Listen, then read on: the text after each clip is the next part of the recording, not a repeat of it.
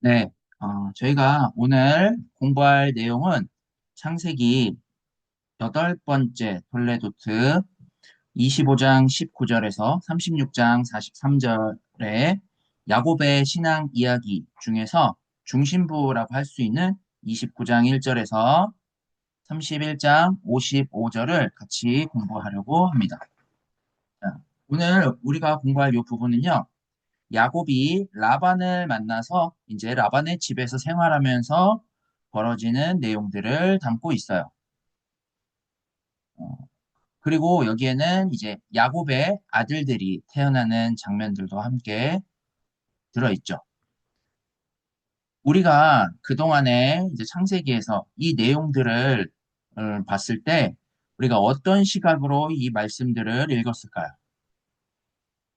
기존에 우리가 읽었던 이 시각들은 하나님이 뭐 야곱을 연단시키신다 아니면 자녀들을 출산하는 것들을 통해서 뭐 약속의 자녀들을 경건한 자녀로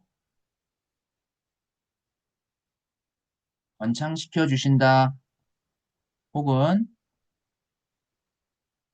하나님이 막혔던 관계를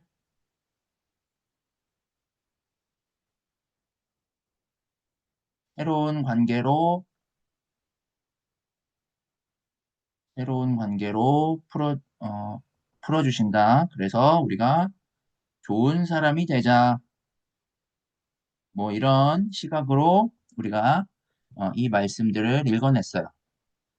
하지만 이 본문은 이런 것들을 읽어내야 되는 게 아니에요. 그러면 우리가 이 야곱의 신앙 이야기 중에서 이 라반의 집에서의 이야기들을 읽을 때 우리가 무엇을 읽어내야 할까요? 지금껏 우리가 공부해왔던 내용의 근거에서 야곱이 신앙하는 하나님, 그러니까 야곱을 만나주신 하나님이 누구이시고 그 하나님이 야곱과 어떻게 함께 하시고 또 하나님이 야곱의 삶을 어떻게 인도하시는지 이것이 바로 이 내용을 읽어내는 관건이라고 할 수가 있겠습니다. 자, 이것을 이제 읽어내기 위해서는 우리가 지난 시간까지 공부했던 28장의 내용들을 이해를 해야 돼요. 이 앞부분의 내용에서 이제 이삭은 약속의 가정에 태어나서 하나님의 약속에 참여하는 것이 복을 누리는 길이라는 사실을 분명히 알았어요. 그러나 누가 약속의 상속자가 되어야 하는지에 대해서는 이삭과 리브가의 생각이 달랐고 그리고 하나님의 의도가 전혀 달랐어요. 하나님이 불임하고 있던 이삭과 리브가에게 두 아들을 허락을 하셨죠. 그리고서 뭐라고 말씀을 하셨냐면 큰 자가 작은 자를 섬길 것이다. 섬기리라 라고 말씀을 하셨어요. 자, 이 말씀은 세상적인 방식, 그러니까 장자로서 어떤 기득권을 누리는 방식이 아닌 전혀 다른 하나님의 약속을 한 거였어요. 이 말씀은 하나님의 약속에 참여하는 자가 큰 자이고 이 큰 자가 세속적인 방식의 복을 구하고 있는 이 작은 자를 하나님의 약속에 참여하게 하겠다. 그것이 바로 섬기리라 라는 거였어요. 그러니까 이 말씀은 세상적인 방식, 그러니까 어떤 장자로서의 기득권을 누리는 방식이 아니라 전혀 다른 그 하나님의 약속이었어요. 하지만 이 약속의 가정은 이것을 알아듣지 못하고 오해해서 어떤 인간적이고 또 세속적인 방식으로 하나님의 약속을 성취시키려고 했어요. 그래서 이제 야곱은 자신이 장자가 되어야 한다라고 생각을 했고요. 에서와 야곱이 있었는데, 자, 야곱, 야곱은 자신이 장자가 되어야 한다라고 생각을 했고, 그래야만 하나님의 약속을 성취시켜서 하나님의 약속의 가정을 이룰 수 있다라고 하는 생각 때문에 형 에서에게 이제 팥죽 한 그릇으로 장자의 명분을 얻어내고 아버지를 속이죠. 그래서 장자의 축복을 받았어요. 장자의 축복을 결국에는 받아냈어요. 그래서 이제 야곱은 자신의 미래가 하나님의 약속에 의해서 열릴 것이라고 생각을 했어요. 하지만 오히려 이전보다 못한 닫힌 미래가 다가왔어요. 왜냐하면 장자의 축복을 받고자 했던 이 야곱의 행동은 에서가 야곱을 미워하게 됐죠. 그러면서 분노하게 됐고 야곱을 이제 죽이려고 해요.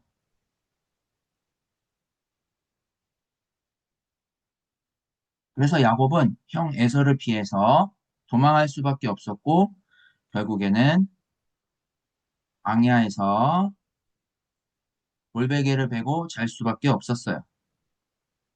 여기에 이제 28장 10절에서 22절에 광야에서 잠자는 중에 하나님을 만나게 돼요. 거기서 하나님은 이제 야곱에게 아브라함과 이삭을 부르셨듯이 야곱을 부르실 것이고 이제 야곱이 하나님의 약속에 참여함으로써 야곱의 미래를 하나님께서 새롭게 하실 것이다. 그리고 야곱을 통해 펼쳐질 미래는 야곱뿐만이 아니라 모든 족속까지도 새롭게 될 미래다라고 야곱을 부르셨어요. 그렇게 하나님은 이제 야곱의 자손과 그 가정이 큰 민족을 이루어서 모든 족속이 복을 얻는 하나님의 약속에 참여하도록 부르실 것이다라고 하셨어요. 자, 그러면 이제 야곱은 어떻게 해야 했을까? 하나님의 약속을 알아보고 거기에 참여하는 삶을 바랄 수 있어야 되는데 그렇지 못했어요. 그리고서는 야곱은 하나님의 약속을 오해해서 여전히 하나님께 세속적인 복을 구하면서 반응을 했어요. 이런 상황에서 하나님의 약속은 야곱에게 어떻게 이루어질까요? 야곱이 가정을 이루고 후손을 이루면 저절로 이루어질까요? 아니면 낙고낙고로 살아가는 그 안에서 야곱이 좀 열심히 살면 이루어질까요? 그러면 하나님이 말씀하신 이후에 야곱의 삶은 하나님의 약속을 알아보는 삶이 펼쳐지고 있을까요? 지금 야곱이 살아가는 세상은 하나님과 분리돼서 자기 형상대로 살아가고 있는데 여기에서 쫓겨난 이 야곱의 삶 속에 이제 하나님이 찾아오셔서 하나님 안에서 새롭게 되는 삶으로 불러주심으로 이루어지는 그런 삶이에요. 이 일을 이루기 위해서 하나님이 야곱과 함께 하시겠다. 그리고 야곱을 지키시겠다. 이렇게 말씀을 하신 거예요. 야곱이 하나님의 약속에 참여하는 상속자로서 자신의 미래를 새롭게 바라보고 살아갈 수 있도록 하나님이 떠나지 않겠다.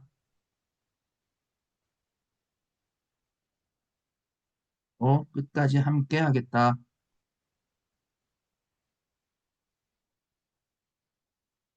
이러한 약속을 야곱에게 주신 거였어요. 그러면 이제 하나님이 이렇게 함께 하시겠다라는 요 약속을 가지고 이제 야곱은 라반의 집에 오게 되었어요. 이렇게 라반의 집에서 벌어지는 일들이 29장 1절에서 31장 55절에 펼쳐져요. 이 본문은 29장 1절에서 30절에 라반과 야곱의 갈등이 시작이 되고요. 그리고 29장 31절에서 30장 24절에 야곱 자손이 번성하는 사건들이 언급이 돼요. 야곱 자손의 번성이지만 실제로는 아들 경쟁이죠.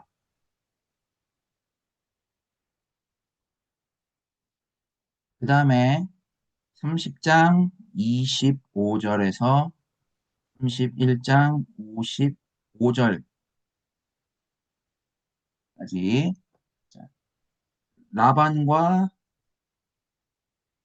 라반과 야곱이 또 갈등을 해요.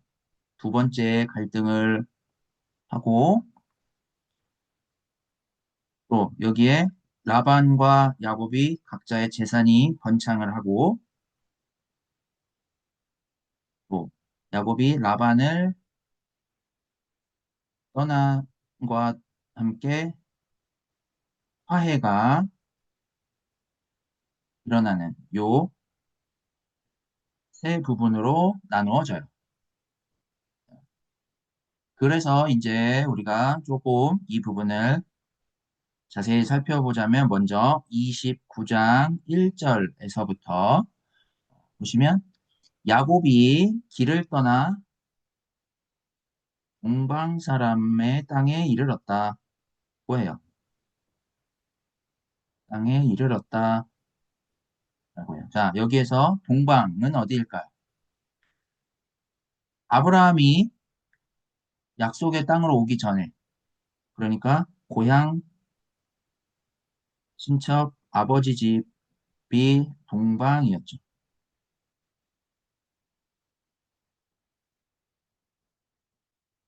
그러니까 하나님의 약속을 알아보지 못하는 곳, 하나님의 생명이 느껴지지 않는 불임과 같은 곳을 이렇게 지금 고향 친척 아버지 집, 그리고 오늘 본문에서는 동방으로 표현을 했어요. 자, 어쨌든 야곱은 이렇게 어머니 리브가가 가라고 했던 이곳의 이제 정확한 명칭은 뭐냐면 바단 아람이라는 곳이에요. 바단 아람에 도착을 했어요. 그리고서 이제 2절에서 우물가에 양떼에게 물을 주던 목자들과 대화를 하다가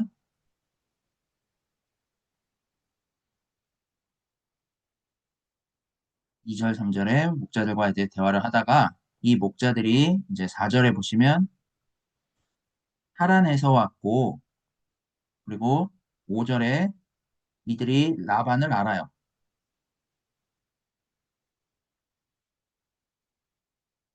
그리고 6절에 라반의 딸 라헬이 있는데 그녀가 지금 오고 있음을 알려줘요.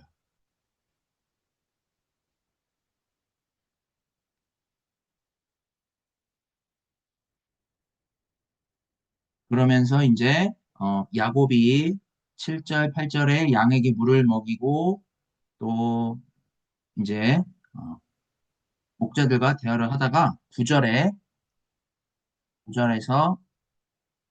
11절에 이제 야곱과 라헬이 만나게 됐어요. 음.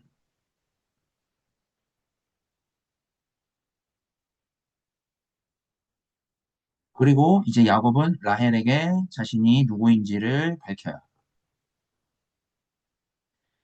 뭐라고 밝히느냐면 12절에 이제 야곱이 자신이 리브가의 아들임을 말하니까 이제 라헬이 라헬이 달려가서 그의 아버지에게 알려요.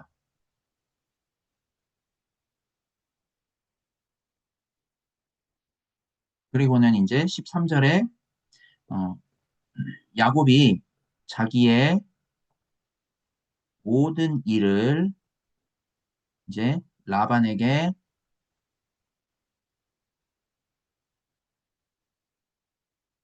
말했어요. 그러니까 야곱은 자신이 라반에게 오기까지의 어떤 과정들, 에서와의 일로 인해 리브가가 라반에게 가라고 했던 사실까지를 이제 라반에게 말을 한 거예요. 그래서 라반은 이제 14절에 참으로 내 혈육이로다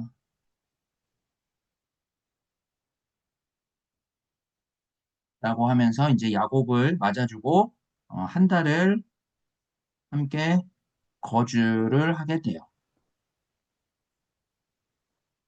이렇게 이제 야곱은 리브가가 말한 대로 외삼촌을 잘 찾아왔어요.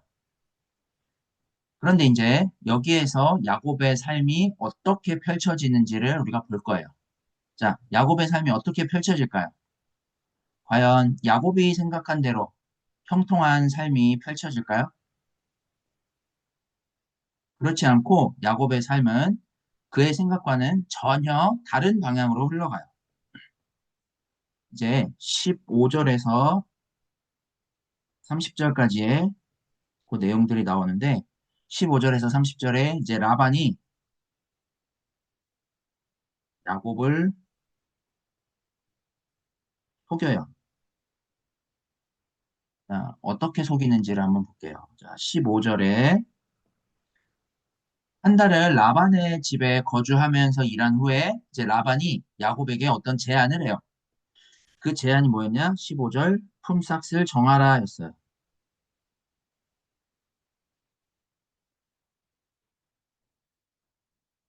라반이 왜 이렇게 제안을 했을까?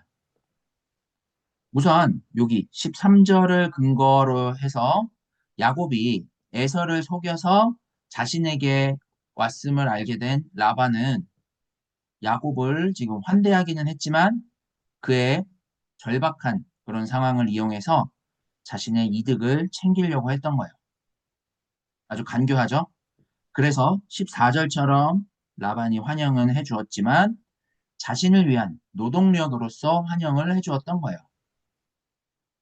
이제 15절에서부터 본격적으로 라반은 야곱으로부터 자신의 이득을 챙기게 돼요. 라반은 한 달을 야곱과 같이 거주를 하면서 야곱이 라헬을 사랑하는 것으로 가정을 이루고 야곱이 꿈꾸는 삶이 있음을 꿰뚫어 봤어요. 그래서 이제 라반은 야곱의 처지로 봤을 때 그가 어떤 선택을 할지를 알고 있었고 그래서 품삯을 제안을 한 거예요. 그러니까 간교한 라반은 어떻게 해서든지 야곱을 일꾼으로 부려먹으려고 하는 세속적인 관심이 있었어요. 이런 라반의 제안에 대해서 이제 16절에서 20절에 라반의 두 딸이 있죠. 레아와 라헬 두 딸이 있는데 이 두 딸 중 차녀 라헬을 얻는 조건으로 7년을 라반을 위해 섬기기로 해요. 자, 야곱은 왜 이런 결정을 했을까요? 야곱은 라헬과 결혼하여서 자녀를 낳는 게 자신과 함께 하시는 그 하나님의 약속에 관련된 삶이라고 생각을 했기 때문이에요. 그래서 야곱은 여기 보시면 이제 17절에서 18절에 라반의 두 딸 중에 어, 아리답고 더 낫다고 생각되는 라헬을 더 사랑했고요. 라헬을 사랑하는 이 까닭에 라헬만 얻으면 자신에게 그 하나님의 약속이 이루어질 것이라고 생각을 했기 때문에 20절에 7년을 며칠같이 여길 수 있었어요. 그렇게 이제 시간이 지나서 21절에 기한이 차서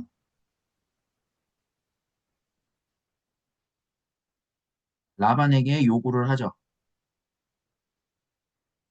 내 아내를 주소서라고 요구를 해요.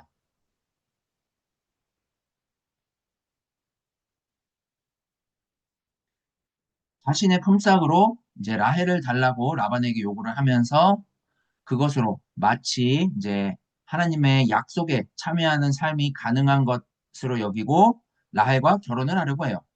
그게 이제 21절 후반절에 내가 그에게 들어가겠나이다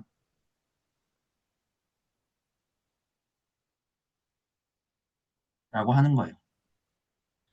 자, 이런 야곱의 요구에 대해서 라반은 기쁨으로 응했을까요? 22절에서 24절에 라반은 잔치를 베풀죠. 그리고서는 야곱에게 라헬이 아닌 언니 레아를 아내로 줘요. 이렇게 이제 야곱을 속여요. 그래서 25절에 야곱은 라반에게 어찌하여 내게 이같이 행하셨나이까? 라고 따져 묻죠.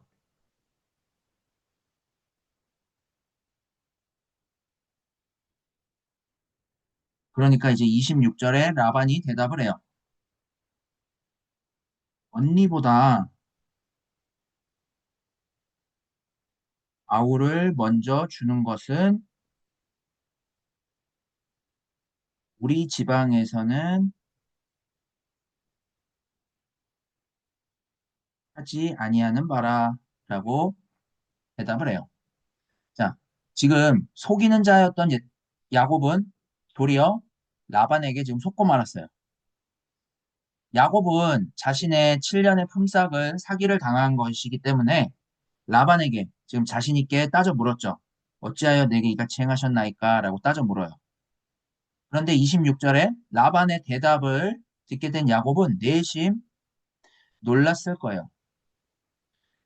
왜냐하면, 자, 우리가 레아라는 이 이름은 크다라는 의미를 갖고 있고, 라헬이라는 요 의미는 작다라는 의미를 갖고 있어요. 그러니까 야곱은 지금 작은 자를 더 사랑을 하는 거죠. 그래서 작은 자로서 큰 자가 되고자 속이고 빼앗았던 일이 있었던 그 자신의 과거가 라반의 대답을 통해서 지금 떠올랐어요. 그리고 과거의 그 일을 13절에서 이미 라반에게 말을 한 바가 있었기 때문에 야곱은 어쩔 수 없이 이 제안을 받아들이게 되죠.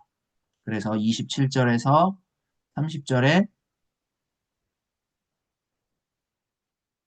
라헬을 위해 다시 7년을 섬기라고 하는 이 라반의 제안을 받아들일 수밖에 없었어요. 그리고 라헬을 더 사랑하였다라는 이 이유 때문에 이제 7년을 더 섬겨서 결국 14년을 라반을 섬기게 되죠.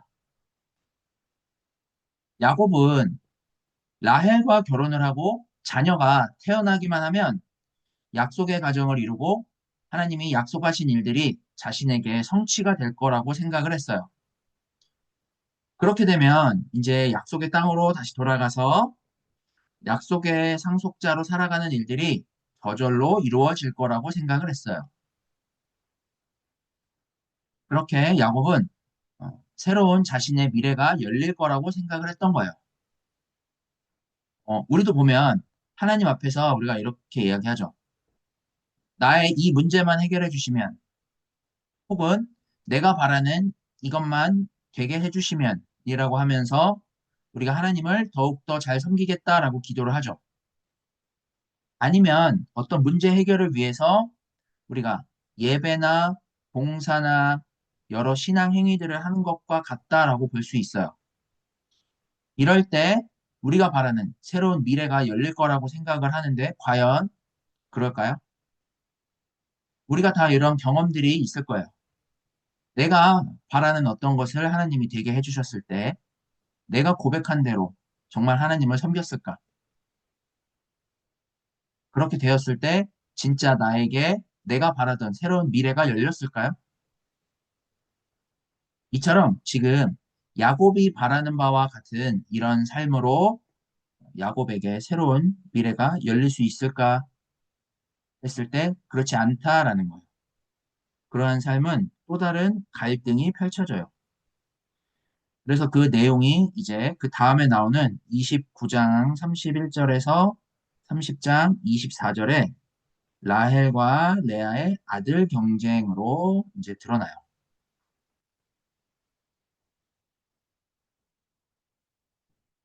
하나님은 야곱의 후손으로 하여금 큰 민족을 이루고 모든 족속이 하나님의 복을 얻게 하시겠다라고 이미 약속을 하셨죠.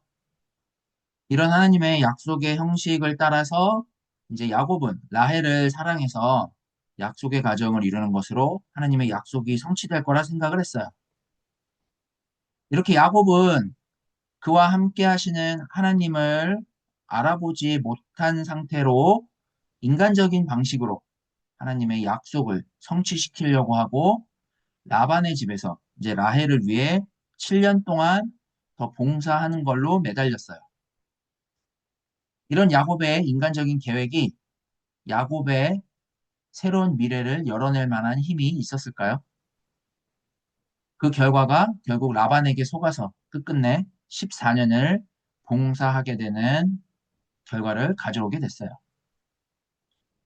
자, 어쨌든 그렇게라도 라헬을 얻었으니까 야곱은 이제 하나님의 약속을 성취하는 복을 누리는 일만 있었을까요?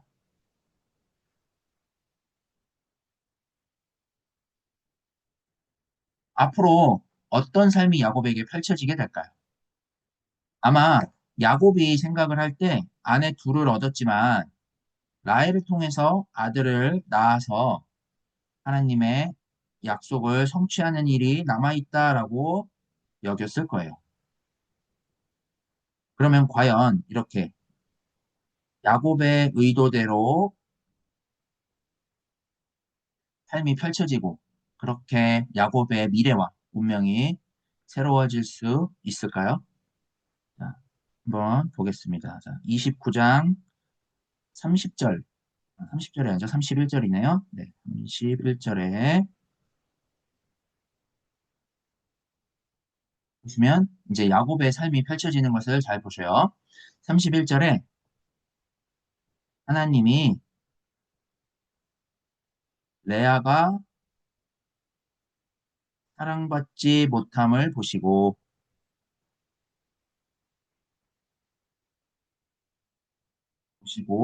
자, 어떻게 하셨냐면, 레아의 태는 열어주셨으나, 반대로 라헬은 자녀가 없었더라가 되게 하셨어요. 라헬이 불임의 상태가 된 거죠. 자, 야곱은 라헬이 불임의 상태가 될 것이라는 것을 예상하지 못했고, 자신이 하나님의 약속을 성취하려고 했던, 그렇게 의도했던 생각에서 벗어나는 상황이었어요. 야곱은 라헬을 아내로 삼고 자녀가 주어지면 하나님의 약속이 성취될 것 같았는데 그 일은 일어나지 않고 오히려 레아에게 지금 자녀가 주어져요. 그래서 이제 32절에 자녀가 주어져요.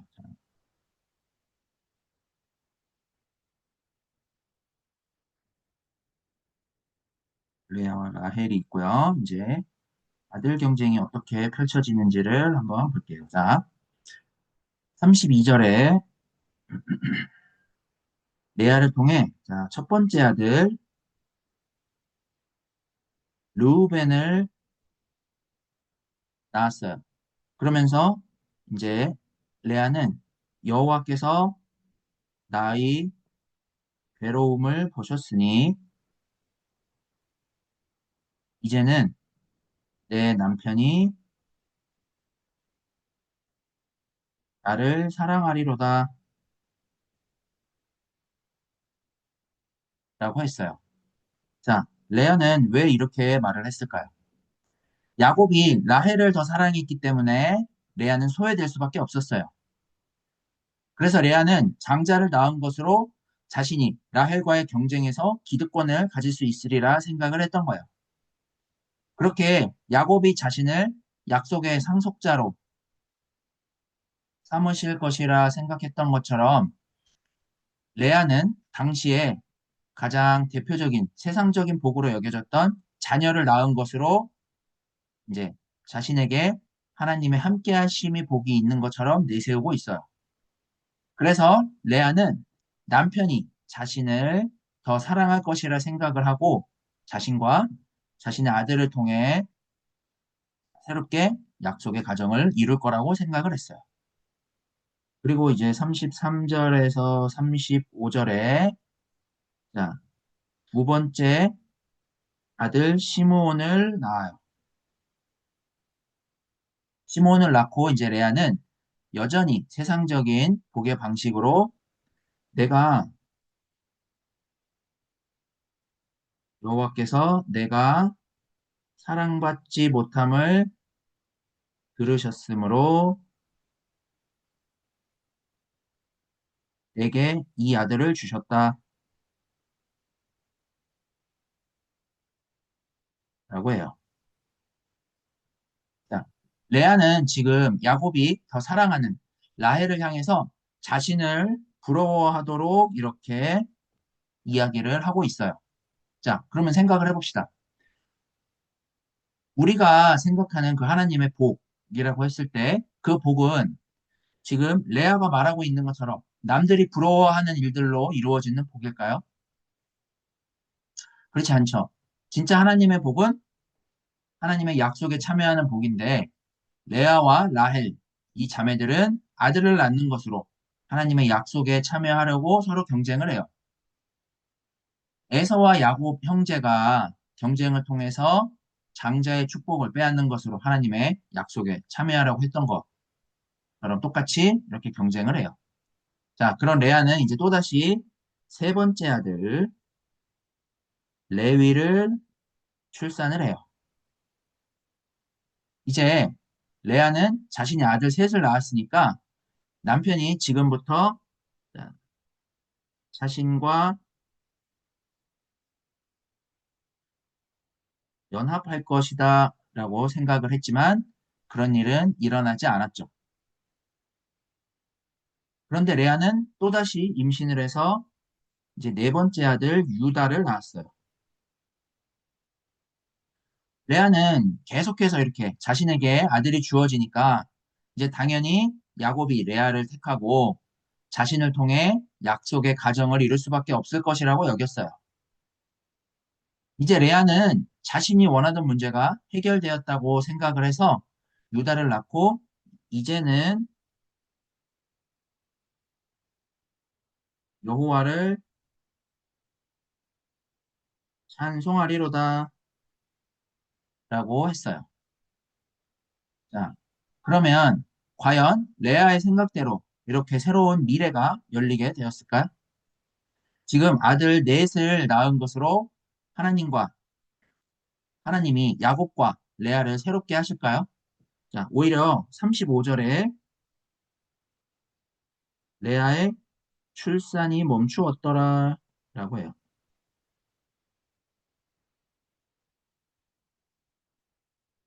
자, 출산이 멈춰요. 자, 이런 결과로 나타났어요. 레아가 원하던 대로 미래가 새롭게 되려고 했으면 레아의 출산으로 인해서 야곱이 라헬보다 레아를 더 사랑하거나 아니면 야곱과 라헬로서는 어찌할 수 없을 만큼의 자녀를 더 많이 낳아야 되겠죠. 레아는 이렇게 아들 넷을 낳았지만 여전히 야곱은 라헬을 더 사랑하고 레아는 결국에는 출산이 멈춰서 자녀를 더 낳지 못하는 상태가 됐어요. 그러니까 레아는 자신이 생각했던 것처럼 자신의 미래가 전혀 새롭게 되지 못한 거죠. 우리도 어떤 문제에 직면을 했을 때, 아, 이 문제만 해결되면 내가 하나님을 찬송할 거야. 이 문제만 해결되면 우리에게 하나님이 임하신 것이다 라고 여기죠. 그리고는 그렇게 되면 새로운 미래가 열릴 거라고 여겨요. 하지만 그런 것들은 계속될 수 없고 그러한 것들이 전혀 우리를 새롭게 하지 못한다라는 사실을 지금 이렇게 29장 32절에서부터 35절에 나타내주고 있다 하겠습니다. 자, 그러면 이제 라헬의 반응을 볼게요. 라헬의 반응은 어떨까요? 자, 라헬의 반응은 30장 1절에 30장 1절에서 8절에 이제 라헬의 반응이 나타나게 돼요.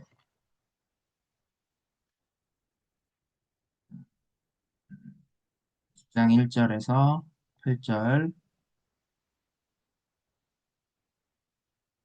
라헬의 반응이 나오고요. 자, 1절부터 한번 볼게요. 1절에 자기가 야곱에게서 아들을 낳지 못함을 보고 이제 그의 언니를 시기해요. 그러면서 이제 야곱에게 말을 하죠. 내게 자식을 낳게 하라. 그렇지 아니하면 내가 죽겠노라. 라고 이야기를 해요. 지금 라헬이 아이를 낳지 못하는 건 야곱의 문제가 아니라 라헬의 문제예요. 왜냐면 야곱이 레아와 보내는 시간보다 라헬과 보내는 시간이 훨씬 더 많음에도 레아는 4명의 아들을 낳았죠. 하지만 라헬은 아이를 낳지 못하고 있기 때문에 그래요. 아마 야곱은 라헬에게 하나님이 나와 함께 하시겠다고 약속을 하셨다. 그래서 라헬과 결혼을 해서 자녀를 낳으면 하나님 약속에 참여하는 복을 누리게 될 것이다 라고 했을 거예요. 그래서 라헬은 야곱의 사랑을 받고 있었기 때문에 당연히 자신을 통해서 자녀를 낳는 이 하나님의 복이 주어질 거라고 생각을 했겠죠. 그런데 지금 자녀를 낳기는커녕 라헬은 불임을 하고 있고 대신에 언니인 레아가 아들을 넷이나 낳았으니까 라헬은 불안함과 답답함이 있었겠죠. 그래서 라헬은 1절 후반절에 내게 자식을 낳게 하라. 그렇지 아니하면 내가 죽겠노라. 라고 이렇게 말을 하는 거예요. 자, 이 말은 뭐냐? 자신이 처한 불임의 문제는 하나님께 있으니까 당신에게 약속하신 하나님께 한번 매달려 봐라 라는 의미가 돼요. 자, 라헬의 이 말에 대해서 이제 야곱이 반응을 하죠. 어떻게 반응을 하냐? 2절에 성을 냈다 그래요. 성을 내며 이제 말을 하죠. 그대를 임신하지 못하게 하시는 이는 하나님이시니 내가 하나님을 대신하겠느냐?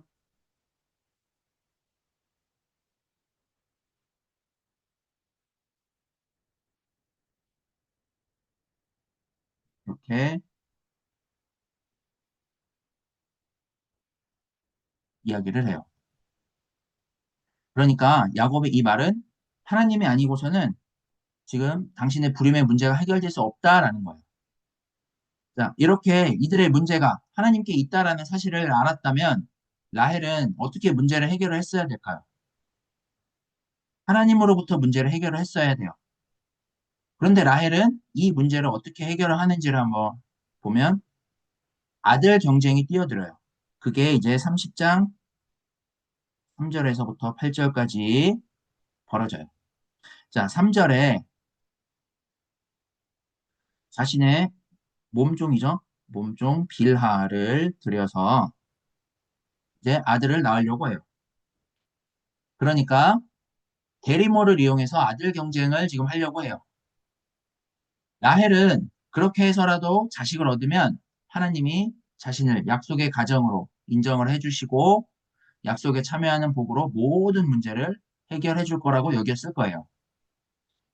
그래서 라헬은 하나님의 이런 권능과 신실하심에 놓여 있는 그 하나님의 약속을 자신들의 어떤 인간적인 방식으로 약속의 자녀를 출산하는 것으로 본인들의 가정에 그렇게 하나님의 약속이 성취될 수 있는 것처럼 생각을 하고 이제 빌하를 통해서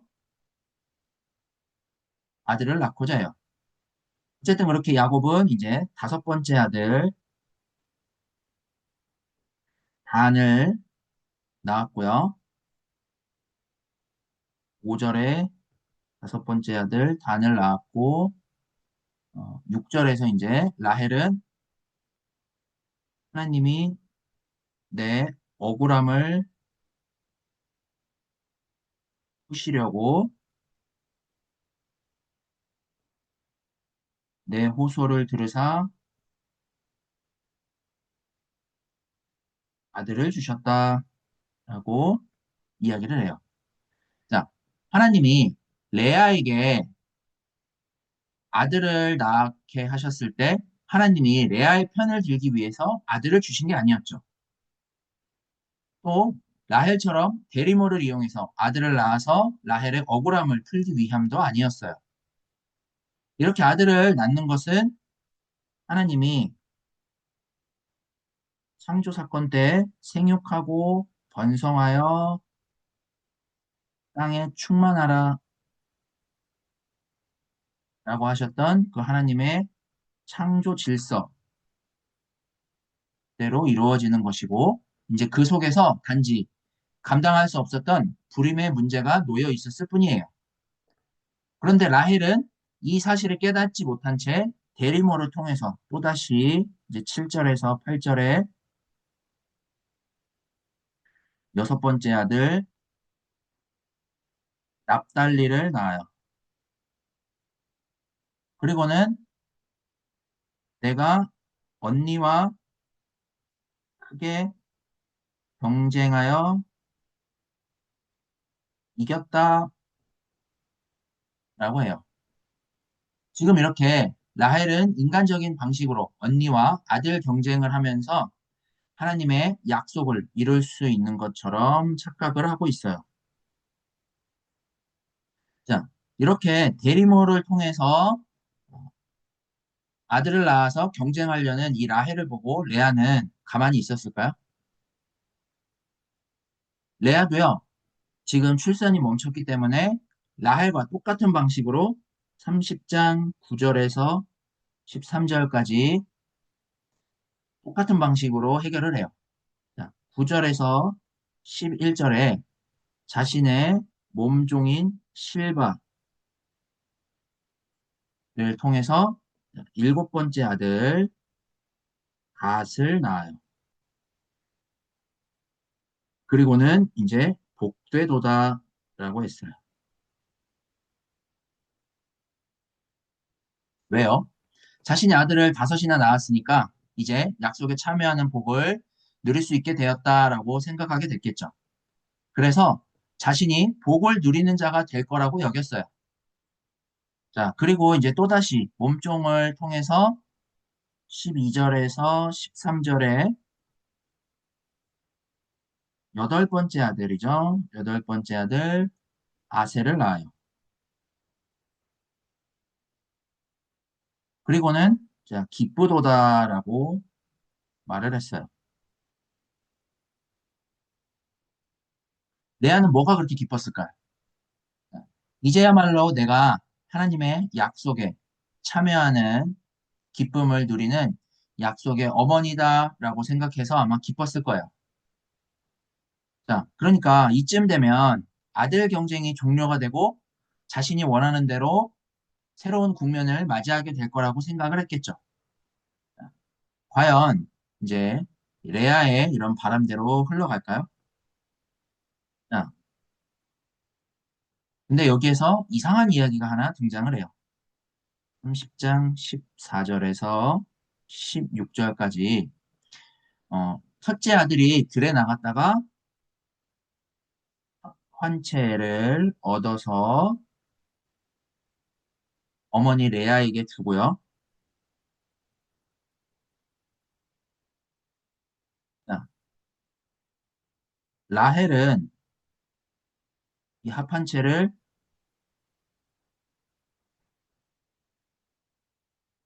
이 라헬은 이 합한채를 라헬에게 넘기는 조건으로 오늘 밤 야곱과 레아가 동침하는 거를 조건으로 내걸어요. 자, 여기 이 합한채라는 거는 당시 어떤 민간 신앙과 주술 신앙에서 사랑의 묘약이라고 알려졌던 어떤 뭐라고 보면 될까요? 하나의 임신 촉진제와 같은 약이라고 보시면 돼요. 자, 지금 이렇게 레아와 라헬 사이에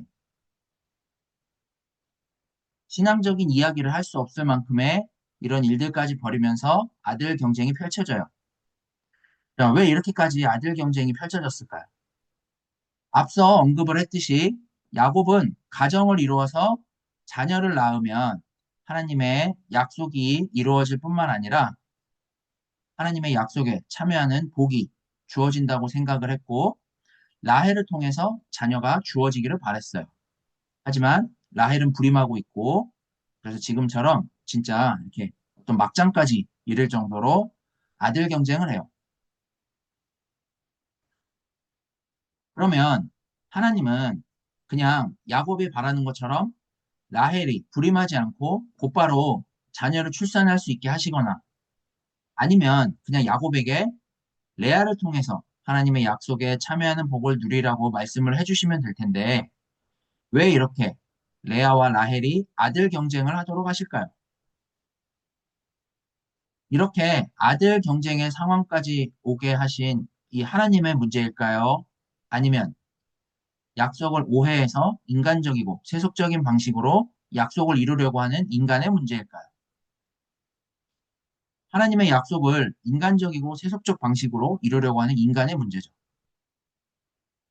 하나님의 약속을 알아보는 큰 자가 돼서 작은 자까지도 약속에 참여하게 하는 그 하나님의 약속을 알아보지 못하고 오해해서 세상에서 서로 큰 자가 되려고 했던 인간의 문제였어요.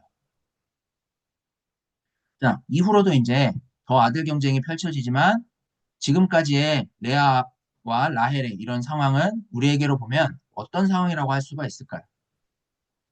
우리가 신앙생활을 열심히 하면 세상에서 복을 누릴 수 있을 거라고 생각을 하고 그런 세상적인 복을 누리느냐 아니냐를 가지고 우리의 삶이 얼마나 은혜가 있느냐 그렇지 못하냐로 여기는 것과 같다라고 할 수가 있어요. 여기에 매여서 우리가 예수님의 그 부활과 승천으로 인해서 우리에게 주어진 천국과 영생을 보지 못하고 또 하나님께서 함께 하시는 우리의 미래가 보이지 않는데도 우리는 천국을 믿는다라고 이야기하면서 온갖 세속적인 방식의 삶을 구하는 그런 우리의 모습과도 같다라고 할 수가 있어요. 자, 어쨌든 이후에 이제 30장 17절에서부터 21절에 보시면 자, 17절에서 18절에 다시 레아의 태가 열렸어요. 그래서 아홉 번째 아들 이사가를 낳아요. 그리고는 이제 하나님이 내게 값을 주셨다라고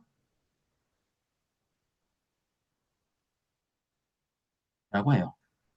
그리고 이제 19절에서 20절에 열 번째 아들 스불론을 낳고 이제는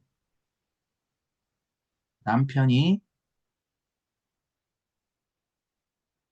나와 함께 살리라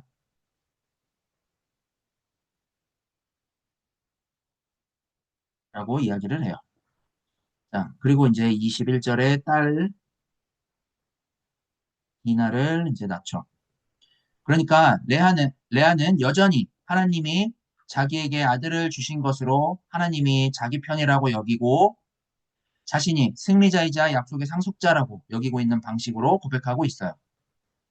야곱이나 레아나 라헬이나 지금 모두 하나님의 약속의 복을 누리기보다는 하나님의 약속을 오해함으로써 이제 지금처럼 아들 경쟁이 펼쳐지고 있어요. 이 지긋지긋한 아들 경쟁이 도대체 언제 끝날까요? 이 끝을 알 수 없는 경쟁이 계속될 때 어떤 삶으로 치닫게 될까요? 이 가운데 이제 30장 22절에서 24절에 하나님이 개입을 하셔요.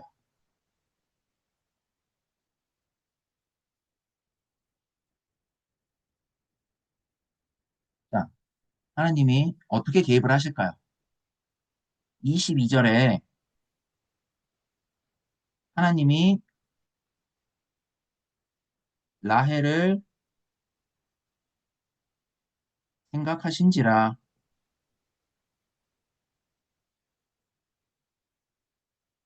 라고 해요. 자, 그래서 어떻게 하셨냐? 라헬의 태를 여셨어요.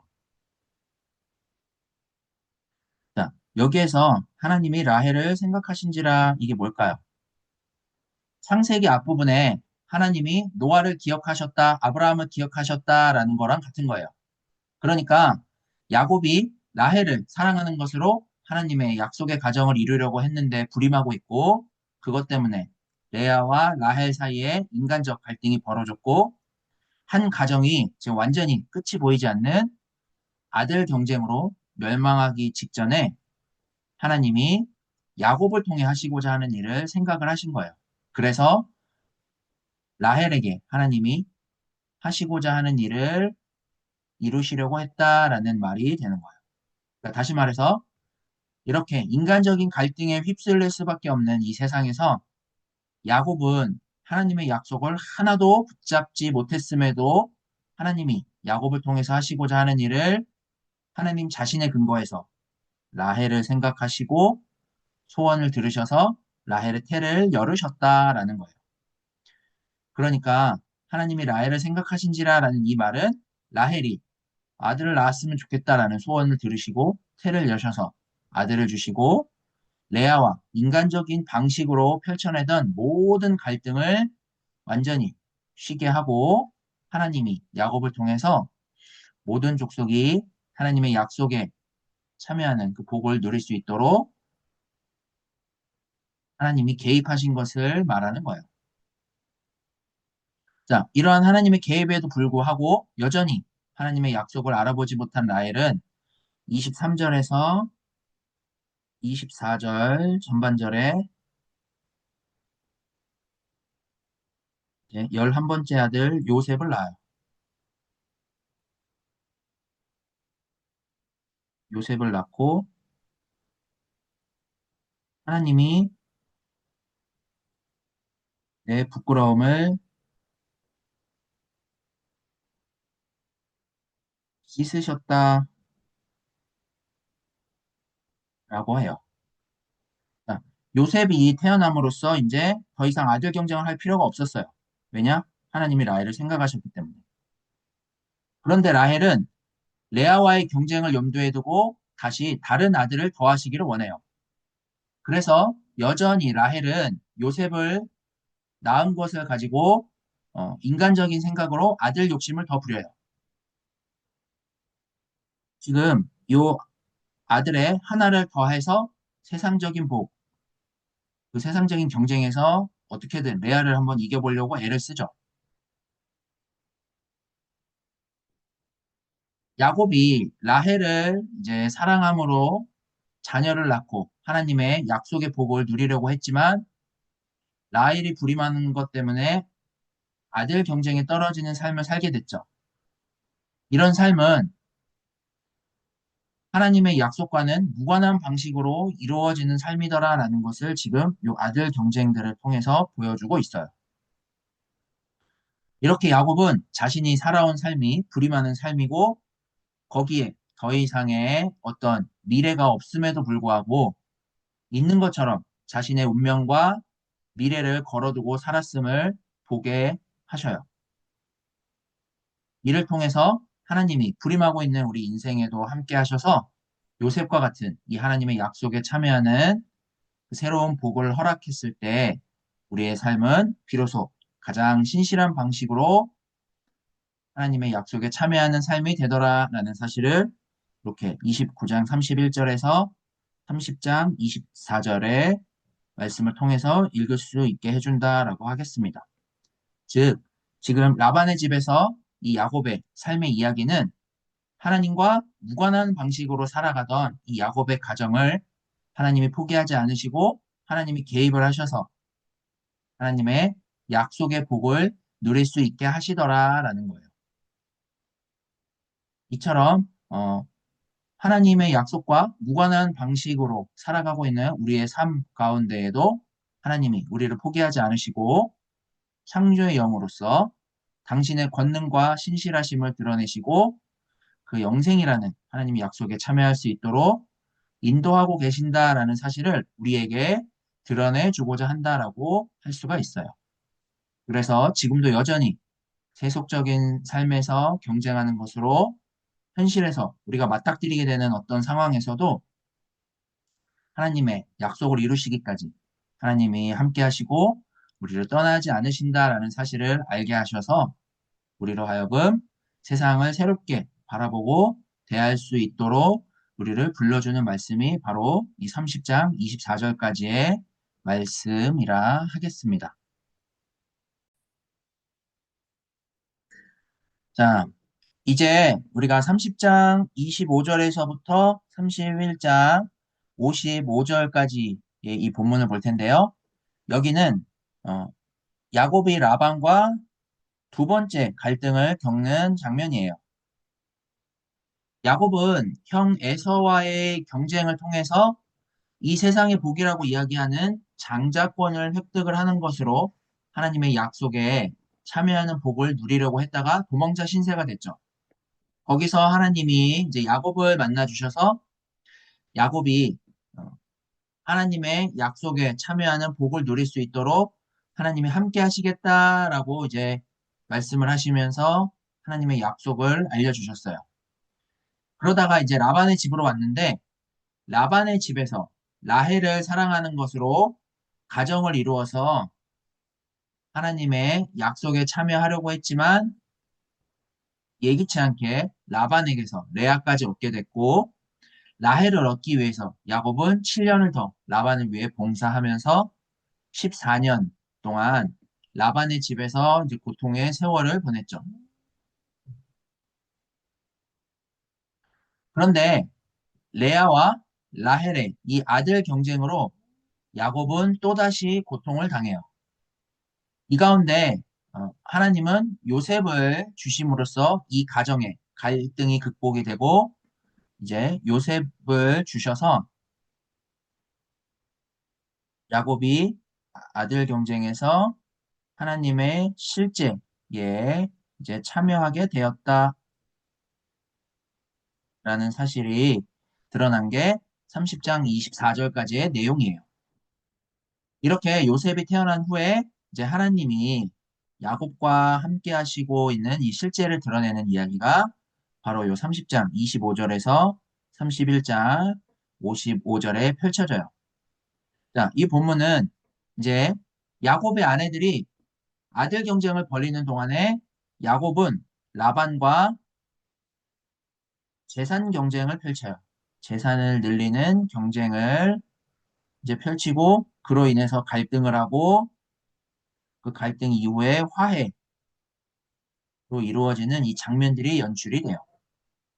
자, 요 본문은 이제 30장 25절에서 43절, 그리고 31장 1절에서 16절, 그리고 31장 17절에서 55절로 나누어 볼 수 있어요. 먼저 30장 25절은 라헬이 요셉을 낳았을 때라고 시작을 해요. 여기에 지금 요셉이 다시 언급이 되죠. 그 이유는 요셉의 이 탄생이 갈등이 아니라 화해에 이르는 이 복을 누리게 하실 하나님의 실제가 드러난 사건이다라는 걸 나타내기 위해서요.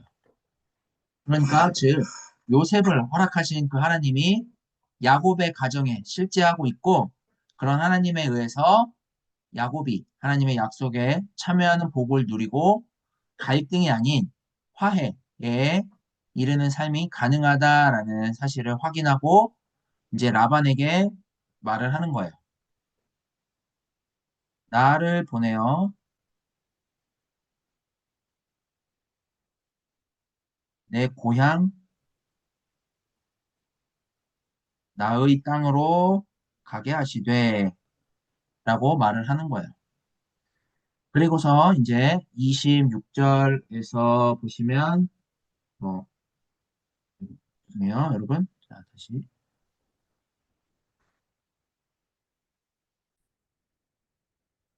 네. 그래서 26절에 이제 야곱이 말을 하죠. 어, 자신을 가게 하시되라고 하면서 자신이 외삼촌에게 한 일은 외삼촌이 아시나이다라고 이야기를 하죠. 자, 이에 대해서 라반이 어떻게 반응을 했을까요? 자, 27절에 이제 라반의 반응이 나타나요. 여호와께서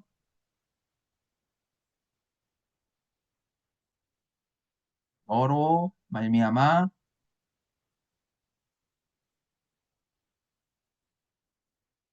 복 주신 줄 내가 깨달았노니 내가 나를 사랑스럽게 여기거든 그대로 있으라 라고 하시고 이제 28절에는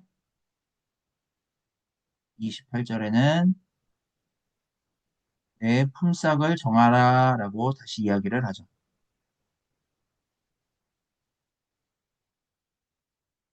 자, 야곱이 25절에서 26절과 같이 했던 이 말에 대해서 라반이 지금 반응을 하는데, 아마 라반의 입장에서는 야곱의 이 말이 달갑지 않았을 거예요.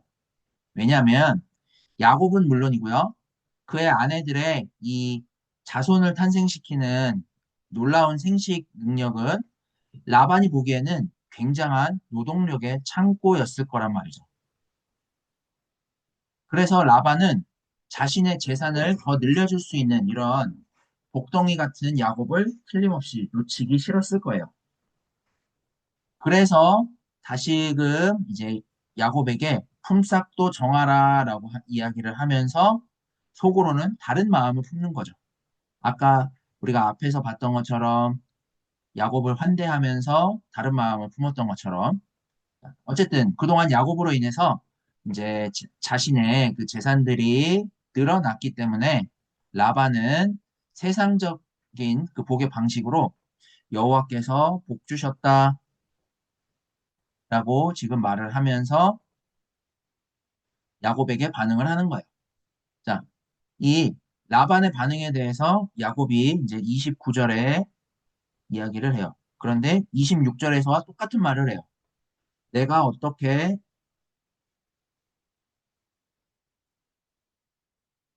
외삼촌을 섬겼는지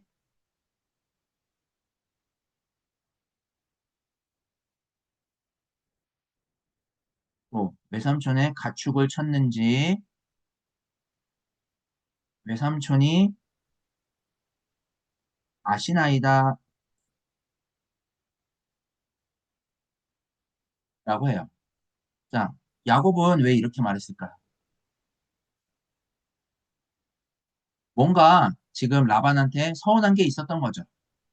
서운한 건 당연히 야곱이 라반에게서 겪었던 일들일 거예요.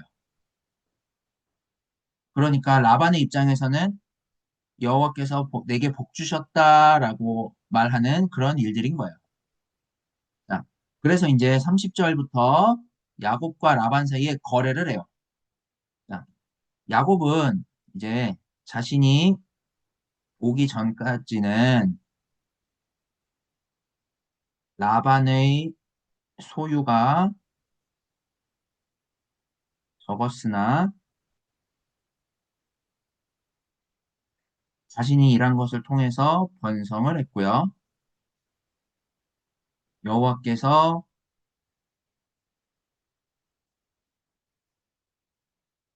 외삼촌에게 복을 주셨다라고 이야기를 해요. 야곱은 자신 덕에 외삼촌의 소유가 늘어났다라는 이 사실을 얘기를 하면서 이제 30절 후반절에 이렇게 이야기를 해요. 나는 언제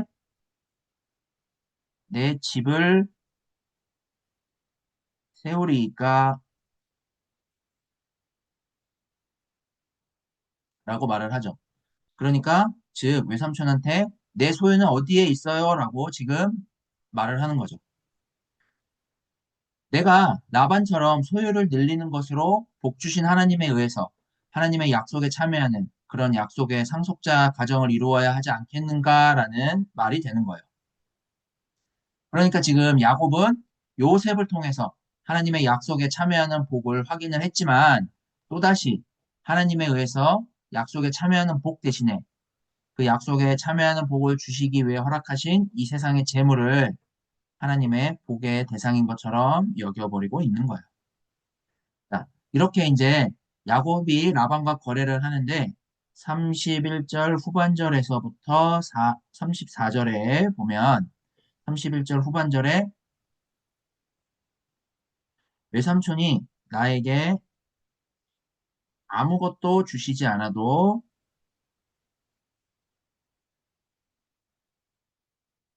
나를 위해 이 일을 행하시면 내가 외삼촌의 양떼를 먹이고 지키리이다 라고 하면서 이제 자신의 품삯을 정해요. 자, 어떻게 이야기를 하냐면 32절에서 33절에 양떼 중에 양떼 중에 자, 점 있는 것 또 아롱진 것을 가려내리니 이것이 내 품삯이 되리라 라고 이야기를 해요.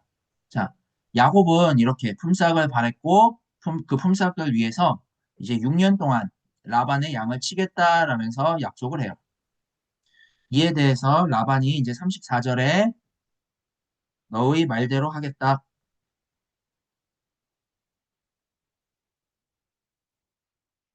하고요. 그리고 이제 35절에서 36절에 라반은 야곱의 말대로 자신의 숫 염소,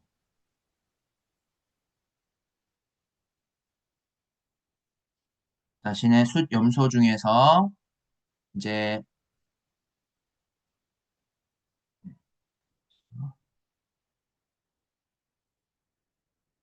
자신의 숫 염소 중에서 얼룩무늬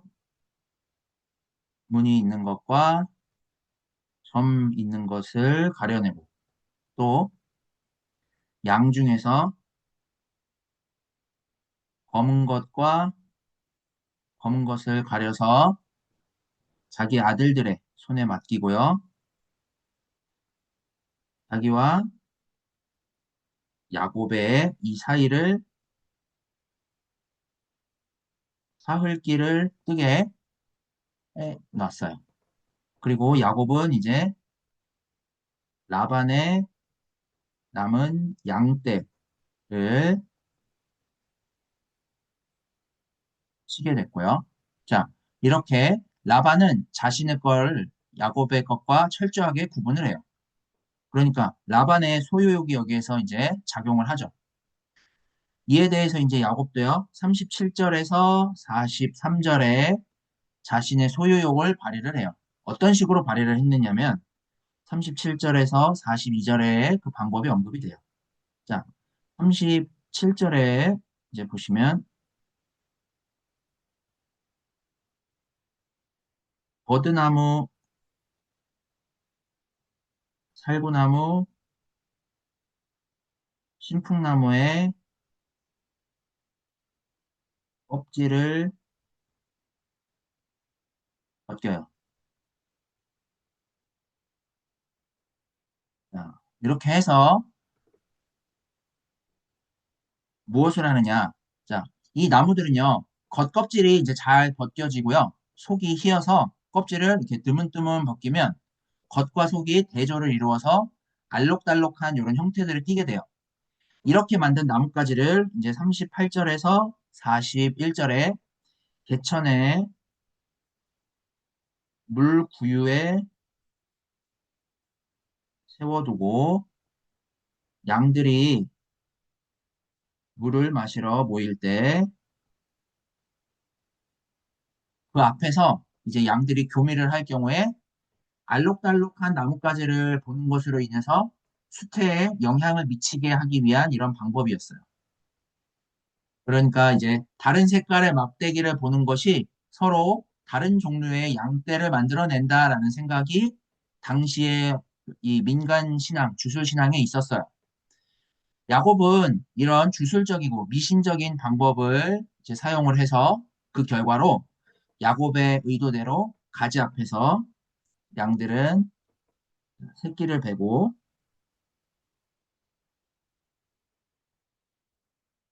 새끼를 베고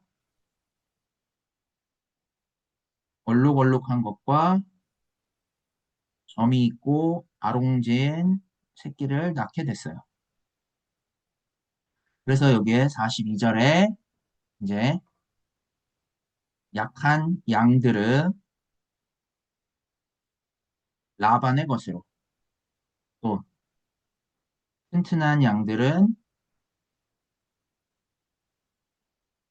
야곱의 것으로 구분을 했고요.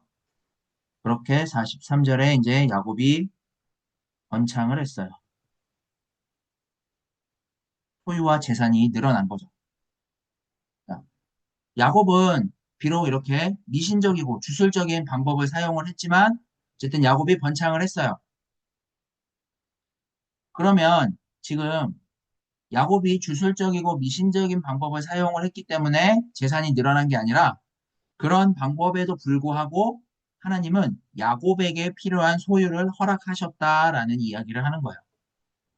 그런 미신적이고 주술적인 방법들을 넘어서서 또 라반과 야곱의 그런 각각의 소유욕에도 불구하고 하나님은 야곱에게도 라반에게도 세상에서 번성하고 충만한 삶을 허락하셨더라라는 거예요. 이렇게 라반의 소유가 늘어났고 야곱의 소유가 늘어나고 이렇게 되면 이 둘 사이가 어때야 될까요? 이 둘 사이의 문제가 해결이 돼야 되겠죠. 근데 그렇지 않아요. 라반은 라반대로 이제 야곱은 야곱대로 세상에서 서로의 소유를 통해서 복을 누리고자 하면서 이제 갈등을 해요. 자, 이 갈등이 이제 어떻게 펼쳐지는지를 보겠습니다. 자, 31장 1절에서 2절에 야곱과 라반은 서로 갈등으로 치닫는 삶이 돼요. 지금 라반과 야곱 둘 다 소유가 많아졌는데 1절에 라반의 아들들이 야곱의 소유가 많아진 것 때문에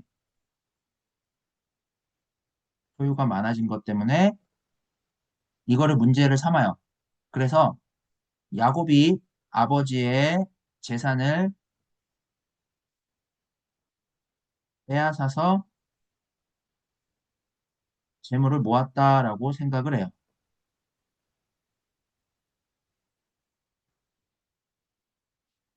라반과 야곱이 서로 계약을 맺어서 상생을 했는데도 불구하고 라반의 아들들은 그렇게 생각을 하지 않아요.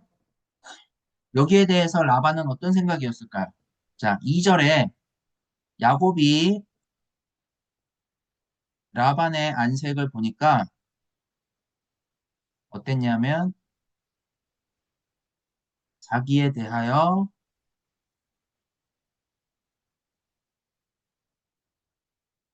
전과 같지 않았다라고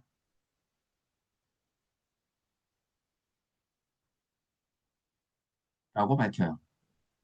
그러니까 서로 계약을 맺어서 상생해서 라반과 야곱이 둘 다 소유가 많아졌음에도 라반은 야곱의 소유가 많아진 게 뭔가 마음에 들지 않아요.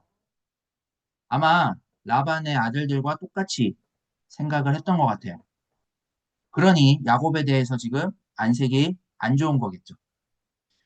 이처럼 세상에서 어떤 복을 누리기 위해서 행하고자 하는 일들은 지금처럼 실제 복에 이르는 현실이 아니고 갈등에 이르게 되는 현실이다라는 사실을 1절과 2절에서 보여줘요. 자, 이런 상황에서 이제 야곱에게는 어떤 대책이 필요하겠죠. 자, 이때 이제 3절에 여호와께서 야곱에게 말씀을 하셔요. 내 조상, 내 족속에게로 돌아가라. 내가 너와 함께 있으리라. 라고 말씀을 하셨어요. 야곱은 이 하나님의 말씀을 이제 대책으로 삼아요.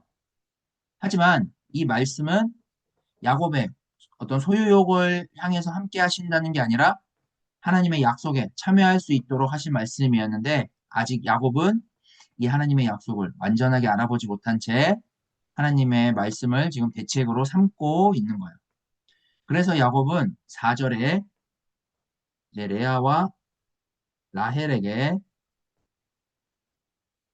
사람을 보내요.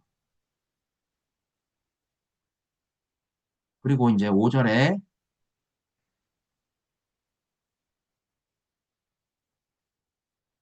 그대들의 아버지의 안색이 내게 대하여 전과 같지 아니하다라는 것으로 이제 어떤 문제가 발생할 것 같은 느낌을 줘서 아내들을 설득을 해요. 그리고 이제 5절 후반절에 야곱은 내 아버지의 하나님이 나와 함께 하셨느니라 라고 이야기를 하면서 이제 떠나야 되는 이유를 분명히 해요. 그러면서 이제 6절에서 8절에 합당한 나름의 이유를 언급을 해요. 자, 이 중에 이제 7절을 보시면 그대들도 알거니와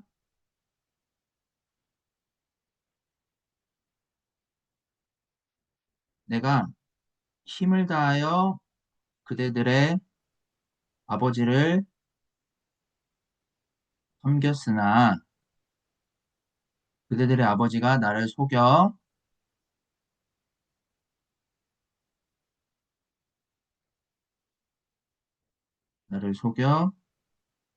품삯을 10번이나 변경을 하였다.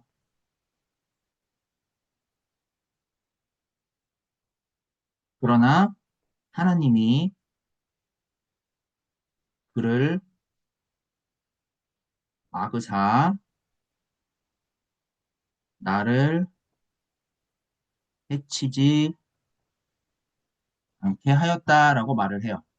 자, 과연 그랬을까요? 야곱의 말대로 하나님이 해치지 못하게 막으셨을까요? 지금 7절에는 맞는 말도 있고 아닌 말도 있어요. 야곱은 주술적이고 미신적인 방법을 사용을 해서 자신의 재산을 풍성하게 만들었죠. 하지만 하나님은 그거 넘어서 라반과 야곱의 재산을 풍성하게 하셨는데 3절에 하나님께서 들려주신 이 말씀을 자기 편에서 자기 소유욕에 근거해서 해석을 해요. 야곱이 라반한테 제시를 해서 점 있는 것과 얼룩무늬 있는 것이 내 삭시 되리라 라고 했는데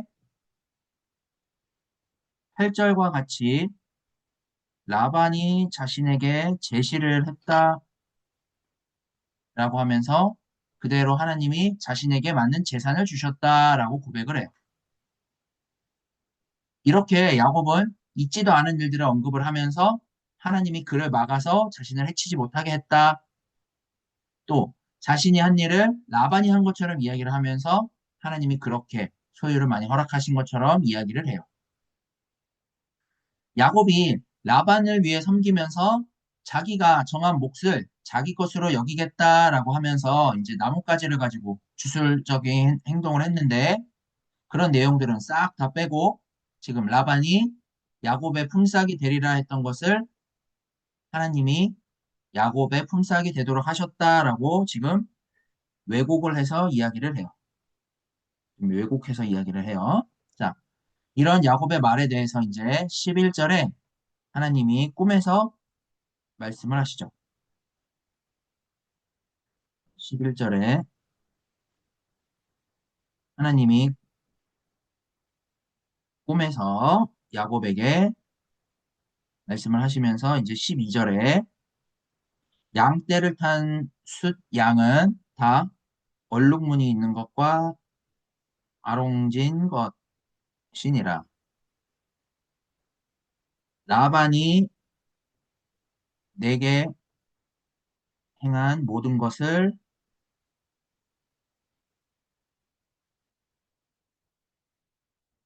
내가 보았노라 라고 하셔요. 자, 라반이 내게 행한 모든 것을 내가 보았다 라는 이 말은 지금 왜곡해서 말을 하고 있는 야곱에게 왜곡하지 말라고 지금 정확하게 말씀을 해주시는 거예요. 하나님은 하나님의 의도대로 야곱에게 행하실 것이니 사실을 왜곡하지 말아라 라고 지금 이야기를 하시는 거예요. 자, 지금 야곱은 하나님을 신앙하지만 어떤 세속성에 떨어져서 소유욕 때문에 하나님이 함께 하심으로 야곱을 통해 이루시려고 하는 그 하나님의 실제를 알아보지 못한 채 눈 가리고 아웅하는 방식으로 지금 왜곡해서 속이고 있어요. 그러면서 하나님은 이제 13절에 이곳을 떠나 내 출생지로 돌아가라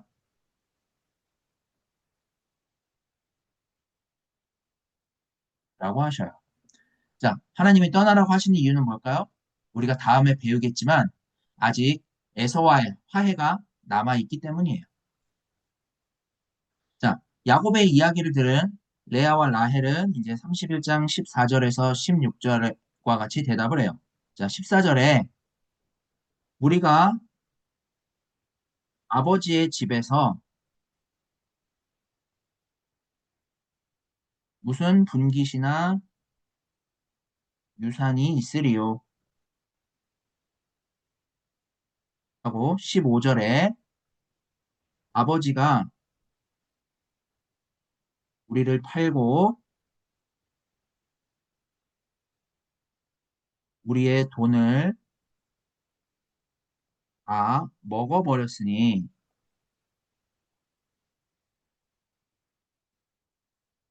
우리를 외국인처럼 여기는 게 아닌가? 라고 말을 해요. 자, 여기에서 이 분깃이라는 것은 뭐냐? 어떤 대접을 해주는 것, 대우해주는 것을 말해요. 그러니까 지금 라반이 딸들을 대우해주지 않았다라고 지금 이야기를 하는 거예요. 자, 왜 이렇게 이야기를 할까요? 당시에 이 지역의 결혼 풍습 중에 뭐가 있었냐면 결혼 지참금이라는 제도가 있었어요.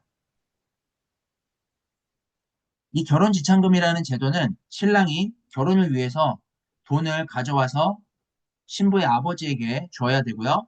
신부의 아버지는 이 돈을 딸을 위해서 사용을 해야 되는 제도가 결혼 지참금이라는 제도였어요. 그런데 지금 레아와 라헬의 말은 아버지 라반이 이 결혼 지참금을 자신들을 위해서 쓰지 않고 아버지가 다 먹어버렸다라는 거예요. 그러므로 16절에 하나님이 우리 아버지에게서 취하여 가신 재물은 우리와 우리 자식의 것이니 이제 하나님이 당신에게 이르신 일을 다 준행하라 라고 야곱에게 말을 해요. 즉 야곱이 고향으로 떠나는데 함께 가겠다라는 지금 말을 하는 거죠. 근데 여기서 보면 하나님이 라반에게 라반의 것을 취해서 야곱에게 준 게 아니죠. 라반의 것도 풍성하게 하시고 야곱의 것도 풍성하게 하신 거였어요. 실제로는 레아와 라헬의 말처럼 이루어진 게 아닌데 그 재물들은 우리와 우리의 자식의 것이다라고 여기고 하나님의 이르신 대로 해라라고 지금 이런 식으로 말을 하고 있는 거예요. 자, 그러면 이제 그 결과가 어떻게 됐을까요? 이 결과가 17절에서 55절에 야곱이 가족들을 데리고 라반에게서 떠나요. 자, 17절에서 20절에는 야곱이 이제 라반을 떠나는데 조용히 라반이 모르게 떠나요. 근데 그 와중에 이제 19절에서 보시면 라헬이 그라빔을 도둑질을 해요. 그 다음에 21절에서 23절에 라반은 3일 만에 야곱이 떠난 것을 알았어요. 그래서 자, 친족들을 이끌고 야곱을 쫓아가요. 그리고 어디에 이르냐면 길르앗 산에 이르게 돼요. 자, 본문에서는 언급되지는 않았지만 어떤 구약에 연구된 기록을 보면 이 라반이 친족을 이끌고 간 것은 야곱을 설득하기 위함이 아니라 어떤 공격의 목적, 위협의 목적이었다라고 해요.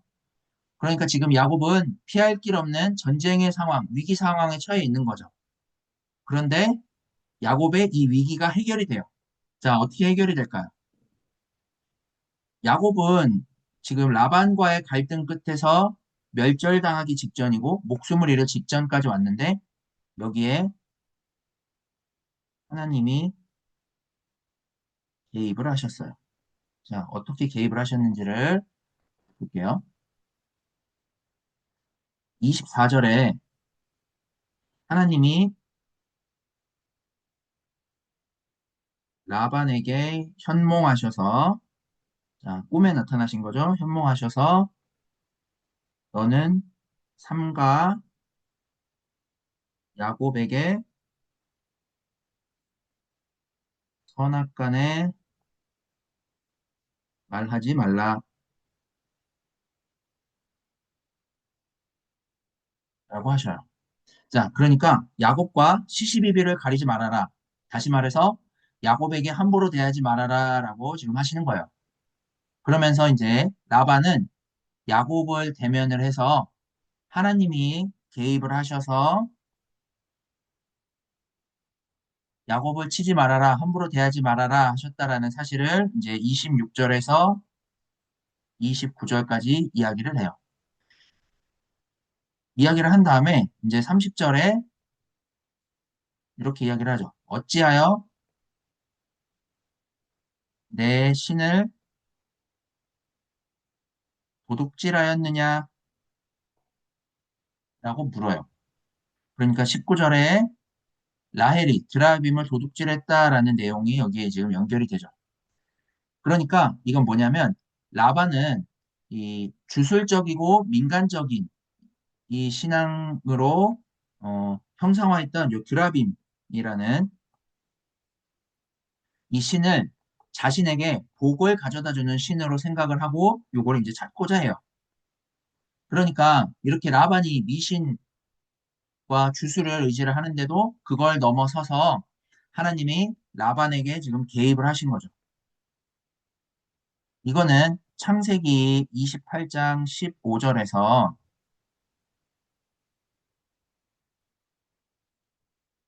하나님의 목적대로 이루시기 위해 야곱이 하나님의 약속에 참여하도록 야곱을 지키시고 하나님이 함께 하신다라고 말씀하셨던 그 약속이 드러났기 때문이다라고 할 수가 있어요.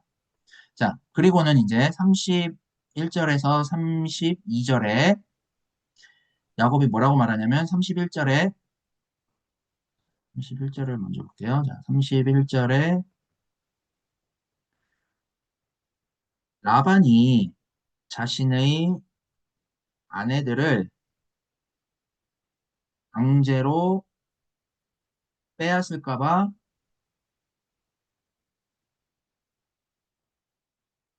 두려워서 라반 모르게 떠나왔다라고 하고요. 32절에 외삼촌의 신을 누구에게서 찾던지 찾으라라고 하면서 이제 어, 그 대상은 살지 못할 것이다 라고 하죠. 이렇게 말한 이유는 라헬이 드라빔을 도둑질한 걸 지금 모르고 있어요. 자, 그래서 이제 33절에서 35절에 라반이 야곱의 장막의 곳곳을 뒤지고 그때 이제 라헬은 어떤 간교한 꾀로 드라빔을 훔친 게 발각될 위기를 모면을 해요. 뭐 자기 그거를 말 안장 밑에다가 넣고 위에 앉아서 내가 뭐 지금 생리가 터졌다 뭐 이런 식으로 이제 위기를 모면을 하죠. 결국 라반은 자신의 신을 찾지 못해요. 그리고 야곱은 그런 라반은 이제 36절에서 42절에 책망을 해요. 뭐라고 책망하느냐면 어, 우리의 아버지의 하나님, 아브라함의 하나님, 이삭의 경외하는 이가 나와 함께 계시지 아니하셨더라면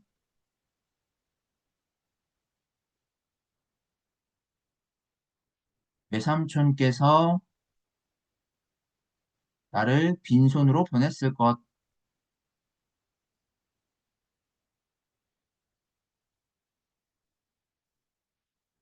것이라고 응수를 해요.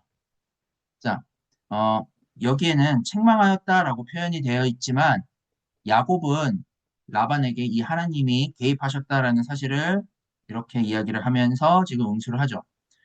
왜냐하면 야곱이 여기에서 두려워했던 것처럼 라반이 마음만 먹으면 아내와 자식들을 억지로 빼앗고 자신을 해칠 수도 있었다라는 걸 알기 때문이에요.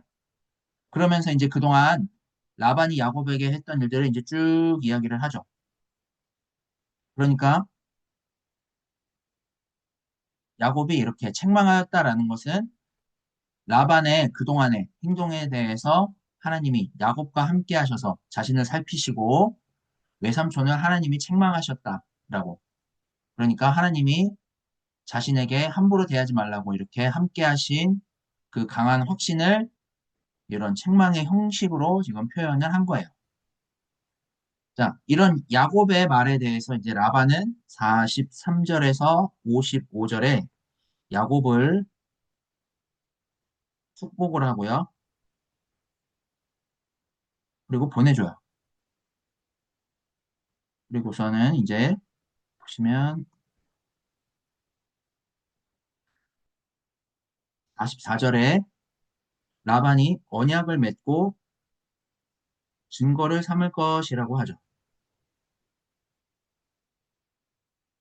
그리고 45절에서 49절에 이제 서로 간에 돌무더기 언약을 맺어요. 자, 이것을 이제 어떤 증거의 무더기라는 의미의 여갈 사하두다라고도 하고요. 또 길르앗에서 했다고 해서 길르앗이라고도 불렀다라는 내용이 나와요. 또 그곳 이름을 이제 미스바라고도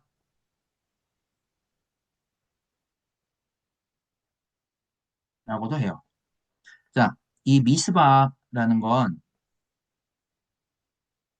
히브리어로 이제 짜파라는 말인데 이게 어떤 의미냐면 감찰하다, 경계하다, 또 감시하다 이런 의미예요. 이렇게 이제 돌 무더기를 넘어서 공격하거나 해치지 않는다라는 상호 불가침 조약, 평화 조약을 맺어요. 이렇게 지금 화해가 일어난 거죠. 야곱과 라반은 20년이라는 세월 동안 상대로부터 뭔가 이득을 취할 기회만을 노리고 있었어요. 그리고 서로를 의심의 눈초리로 감시하면서 세월을 보냈죠. 이처럼 서로 감시하고 의심할 때 화해라는 거는 꿈도 못 꾸고 있었어요.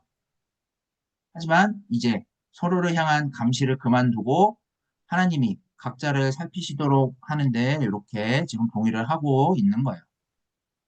이렇게 지금 야곱과 라반 사이에 화해 언약이 맺어지고 이제 54절에서 55절에 야곱과 라반은 산에서 제사를 드리고 음식을 같이 먹고요.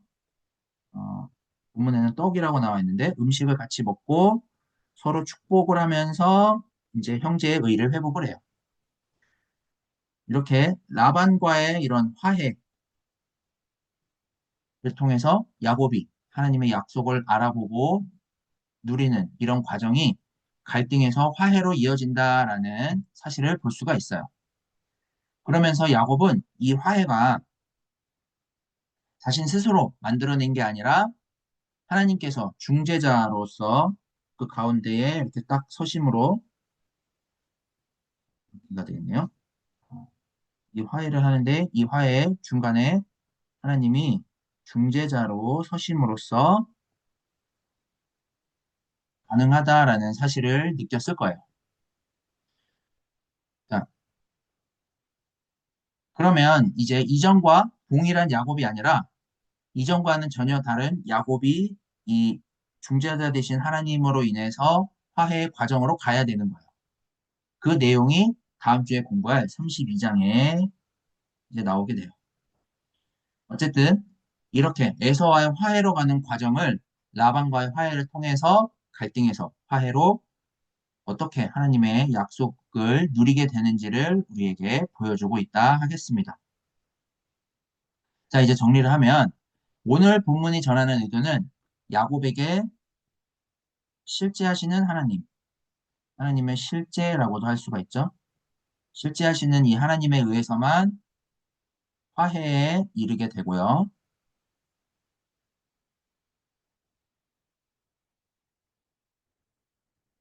이 화해에 이르는 삶에서 모두가 함께 누리는 그 하나님의 약속에 참여하는 복을 누릴 수 있지, 그렇지 않은 소유욕과 같은 세속적인 방식으로는 하나님의 약속에 참여하는 복을 누리지 못한다.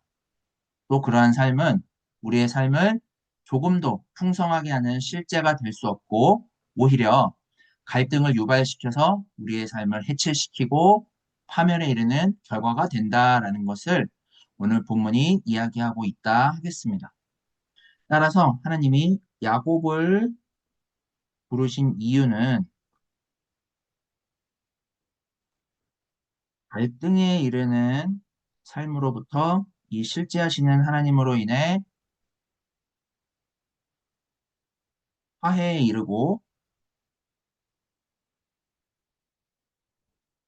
모두가 생명의 풍성함을 누리는 삶으로 불러주시기 위함이고 이런 삶이 하나님의 약속에 참여하는 복이다라는 사실을 우리에게 전해주고 있다 하겠습니다. 이 복은 다른 어떤 것으로 성취되는 게 아니라 오직 하나님의 권능과 하나님의 이 권능과 신실하심으로 이루어지고 이 복이 우리의 갈등을 해결할 만한 진짜 현실이라는 것을 오늘 본문이 드러내고 있다 하겠습니다. 자, 오늘의 본문을 조금만 더 우리의 현실로 가져와 보면 지금 세상에서 이루어지는 삶은 영적인 복보다는 세속적인 복에 붙들려서 살아가도록 해요. 여기에서 우리는 세속적인 욕심으로부터 벗어날 수 없어요. 이런 삶에서 우리가 영적인 복을 하나님이 우리와 함께 하셔서 이 세상 사람들의 몫을 빼앗아서 우리에게 재물을 더하시고 세상의 자녀들보다 우리 신앙인들의 자녀들이 더 잘 되고 더 잘 살게 하소서처럼 이런 식으로 해석을 하고 살아간다면 그 결과는 갈등밖에 없어요. 이게 현재 한국의 많은 교회가 마주하는 현실이죠. 한국교회 신앙의 현실이에요. 거기로부터 우리를 부르셔서 하나님이 함께 하셔서 우리 가운데 이루어지는 복이 진짜 복임을 알아보고 이 복된 삶이 화해에 이르게 할 뿐만 아니라 아, 죽음까지도 극복하게 하는 이런 삶임을 알아보게 하셨어요. 우리에게 알아보게 하신 이 삶은 더 이상 갈등할 필요가 없고 하나님이 함께 하시는 이 삶을 모든 사람에게 나누고 모두가 다 같이 하나님 안에 살아갈 수 있도록 하나님이 우리에게 허락하셨다라는 사실을 오늘 본문이 우리에게 말해주고 있다 하겠습니다.